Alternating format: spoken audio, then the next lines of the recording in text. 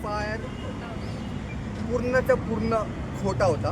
पहिला मुद्दा तर हा होता आपला, कारण की जर आपण मुळात नैसर्गिकमध्ये बघितलं गेलं तर हा FIR होता तो 1 वर्षापूर्वीचा FIR होता. म्हणजे 1 वर्षापूर्वीचा घटना झालेली आणि FIR आता रजिस्टर केलेला आहे, ज्याच्यामध्ये कुठल्याही प्रकारची कार कुठली होती, त्याचा नंबर काय होता, हे लोक तिथे होतेच की नव्हते, असा कुठलाही ठोस पुरावा त्याच्यामध्ये पोलिसांकडे नव्हताच. आणि हा जो गुन्हा दाखल केला गेला हा फक्त याच्यामध्ये प्री प्लॅनिंग दिसते. जस्ट बिकॉज ऑफ माझा अशील आज सामाजिक कार्यामध्ये पुढे आहे. तो एका न्यूज चॅनलचा एक संपादक देखील आहे, वृत्तपत्राचा मराठी नेटवर्कचा. आणि वारंवार यांनी अशाच प्रकारचे जे पण कामं चालतात, इनलिगल जे कामं चालतात, याच्यामध्ये त्यांनी पुढाकार घेतलेला होता आणि फक्त यांना अटकवण्याचा प्रयत्न केला गेला याच्यामध्ये. आणि जे काही आता झालं आहे, जे घडतं आहे, याच्यावर आम्ही नक्कीच पुरेपूर जबाब देखील दिलेला आहे कोर्टामध्ये.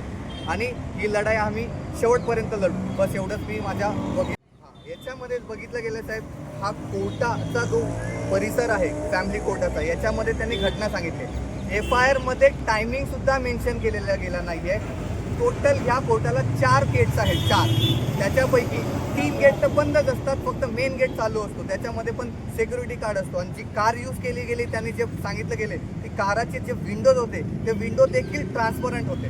तर मला एवढंच सांगायचं की एवढ्या रशमध्ये, एवढ्या ट्रॅफिकमध्ये असा गुन्हा घडूच कसा शकतो, आणि घडला देखील तो एका वर्षभर तो असा डावडला कसा घेऊन जातो शकतो. याच्यामध्ये जे काही एव्हिडन्स त्यांनी सादर केले ते फुल फॅब्रिकेटेड आहे आणि यांना फक्त फॉल्सली ॲम्प्लिकेटेड केलं गेलेलं आहे. याच्यामध्ये करण्यात गेलेलं आहे, हे स्पष्टपणे इथे दिसत आहे साहेब. हो साहेब, याच्यामध्ये राजकीय या त्यांचं इंटेन्शन, कारण की हे लोकच आहे ज्या अशा लोकांना त्यांचे उघडकीस करून आणतात. जे पण काही असतं, जे इनलिगल ते त्यांच्या स्पामध्ये चालू करतात, या सगळ्या गोष्टींवर यांचं लक्ष असतं. आणि यांनी याच्यामध्ये कुठलाही सहभाग न घ्यावा म्हणून यांना इंटेन्शनली अशा खोट्या गुन्ह्यांमध्ये यांना अडकवण्यात यावं. आणि या कोर्टाचं असंच म्हणणं आहे बाबा की याच्यामध्ये कोर्टाने फक्त आता कुठलंही म्हणणं दिलं नाही, MCR दिला आहे जस्ट बिकॉज ऑफ न्यायालयाचं 14 दिवस. ठीक आहे.